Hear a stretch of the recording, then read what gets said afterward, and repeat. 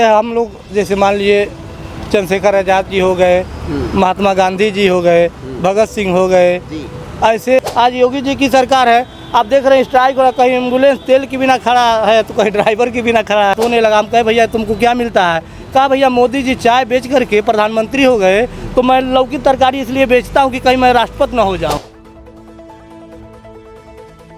खुल कर अगर देखा जाए तो मैं उस समय बताया था कई जगह, कई चैनलों पर भी बहुत से मीडिया वाले मिले थे कि 50 सीटें से कम नहीं आएगी इंडिया गठबंधन की।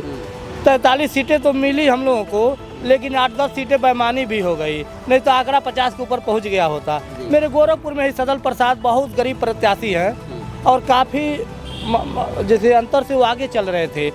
काउंटिंग को रात कर दिए सब, हर जगह घोषणा मिल गया, लेकिन रात करके अभी समझ जाइए 10-15 बूथों की काउंटिंग बाकी थी, तभी भी काउंटिंग बंद करके और प्रमाण पत्र जो है कि कमलेश जी को दे दिए सब। और आपका जो है कि फर्रुखाबाद है, फूलपुर ले लीजिए, वो मेरठ ले लीजिए, तमाम ऐसी सीटें हैं जहां समाजवादी और इंडिया गठबंधन के लोग जीते थे। जी। अच्छा, उम्र आपकी कितनी है? उम्र 50 है, 50 साल। 50 साल उम्र है। जी जी। बिल्कुल स्वस्थ हैं आप? अब बिल्कुल स्वस्थ है, ना हमारे पास शुगर है, ना बीपी है। हाँ। ये साइकिल सबको हजम कर जाती है, सारी बीमारी को साइकिल खत्म कर देती है। हम आपके चैनल से कहेंगे कि ये बाइक वाले और कार वाले भी कुछ न करें तो कम से कम 10 किलोमीटर सुबह साइकिल या 5 किलोमीटर चला लें। अरे तो आप तो समाजवादी पार्टी के सिपाही, आपका चल जाता है, लेकिन जिस दिन वो साइकिल पकड़े तो लोग कहेंगे समाजवादी पार्टी में चला गया। अरे सुबह आप कर लें मॉर्निंग वॉक, सुबह कर लें। अब बहुत लोग करते हैं। जी। अच्छा, अखिलेश यादव जी से आप पहली बार कब मिले?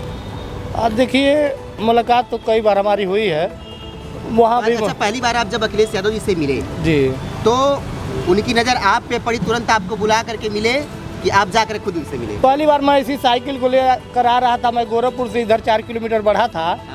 तो हमको पता नहीं कि पीछे अखिलेश जी की गाड़ी है। अच्छा। और धानाहन कई गाड़ियाँ आई और सामने रुक गई।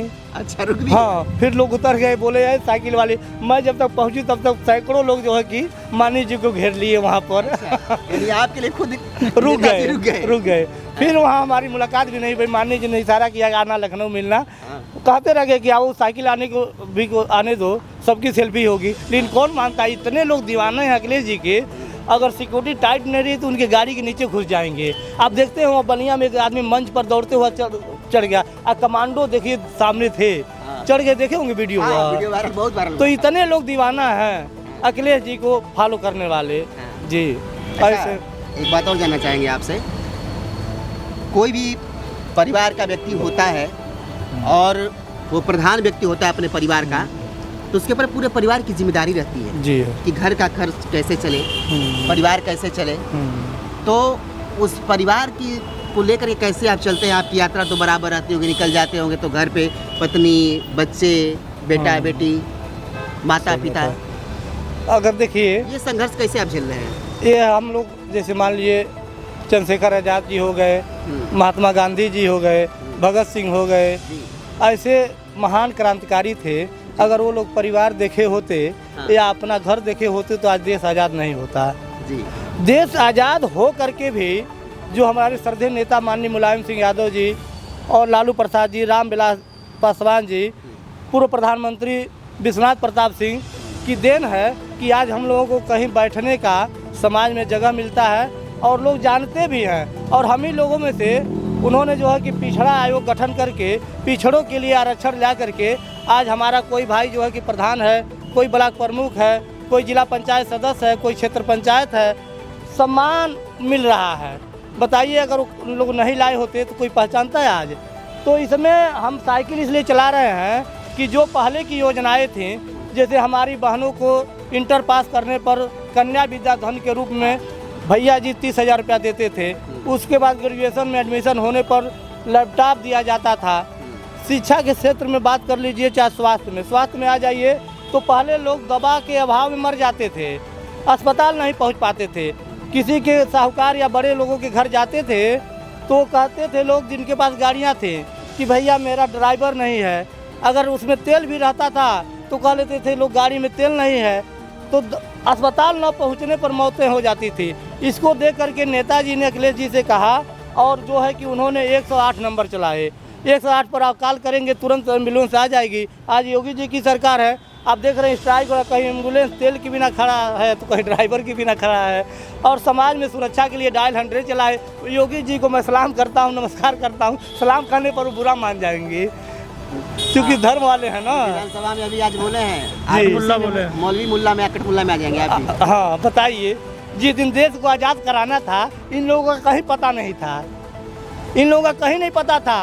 उसमें जो है कि मुसलमान, सिख, हिंदू, पारसी जितने भी कोई भेदभाव नहीं था, सब लोग मिल करके देश को आज़ाद कराए। और आज हक की बात आ रही है तो इसमें जो है कि वो धर्म ला करके छोड़ दे रहे हैं, हिंदू मुस्लिम की बात कर रहे हैं। योगी जी 100 नंबर को बहुत बड़ा काम किए, 112 कर दिए। बताइए करोड़ों रुपया अरबों खर्च आए होंगे नाम बदलने में। ये नाम बदलने में बड़ा माहिर है।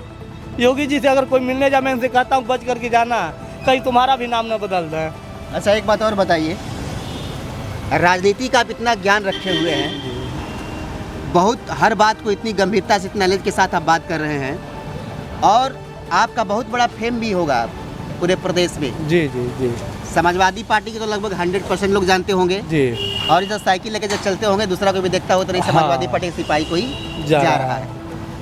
अगर वो अब समाजवादी पार्टी पीडीए का लेकर के नारा अब चल रही है जी, अब इतना सब कुछ बदल गया है। पहले की समाजवादी पार्टी में, अब की समाजवादी पार्टी में बहुत अंतर हो गया है। इतना अब अखिलेश जी का देख रेख अब इतना प्रखर निगाह से हो गया है। हाँ। अगर भविष्य में कहीं आपकी नज़र पड़ जाए अखिलेश यादव की आप पे और कहें कि नहीं कन्हैया जी आपको चुनाव लड़ना है तो क्या कहेंगे?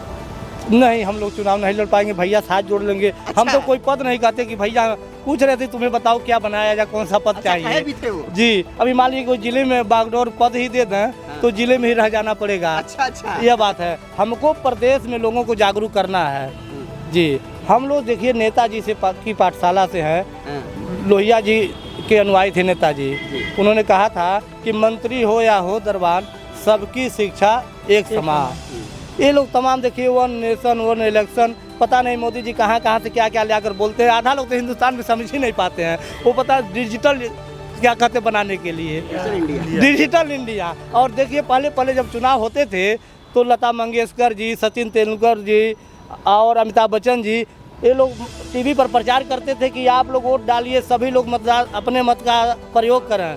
लेकिन आज क्या हो रहा है, वो डिजिटल एक क्रिकेटर हो गया, क्या कहते हैं उसको, क्रिमिनल। एक दरोगा रिवॉल्वर लेकर के दौड़ा रहा है, महिला को रहा है तुम्हारा वोट डालने का अधिकार नहीं, भाग जाओ नहीं तुम्हें भून दिया जाएगा। आप देखे होंगे वीडियो वायरल हुई थी। ये डिजिटल प्रचार है, ये प्रचार है मोदी जी का। मोदी जी तो कहा पता नहीं क्या क्या, कितने लोग सोकर उठते हैं सपने में तो 15 लाख टटोलने लगते हैं कि हो सकता है कहीं आ न गया हमारे खाते में। वो कहे थे ना, वो कहे थे तमाम लोग जाकर के बैंकों में अपना वो पासबुक छपवाए, चेक कराए बहुत दिनों तक कि हो सकता हमारे में आ गया हो। लेकिन एक सपना 15 लाख तो वो मन की बात करते हैं ना, मन तो ये कहता है। आप कविता हम लोग पढ़ते थे मन कहता था, देखिए बताता हूँ आपको, यदि होता किन्नर नरेश में राजमहल में रहता, और सोने का सिंहासन होता, सिर पर मुकुट चमकता।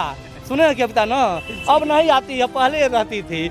मोदी जी वही जो है कि मन की बात करते हैं। बताइए कौन नहीं चाहेगा जो कि हम राजा हो जाएं। आज से हम रास्ते में लोग मिलते हैं, वो जो है कि लौकी तरकारी बेचने वाला, एक आदमी से बात होने लगा, हम कहे भैया तुमको क्या मिलता है? कहा भैया मोदी जी चाय बेच करके प्रधानमंत्री हो गए तो मैं लौकी तरकारी इसलिए बेचता हूँ कि कहीं मैं राष्ट्रपति न हो जाऊँ। ये सोच है, नहीं मिलते ना है कि लोग तो आपसे बहुत जुड़ के रहते हो। रियल बात है जी, ये रियल बात है। तो यही बात है मोदी जी की।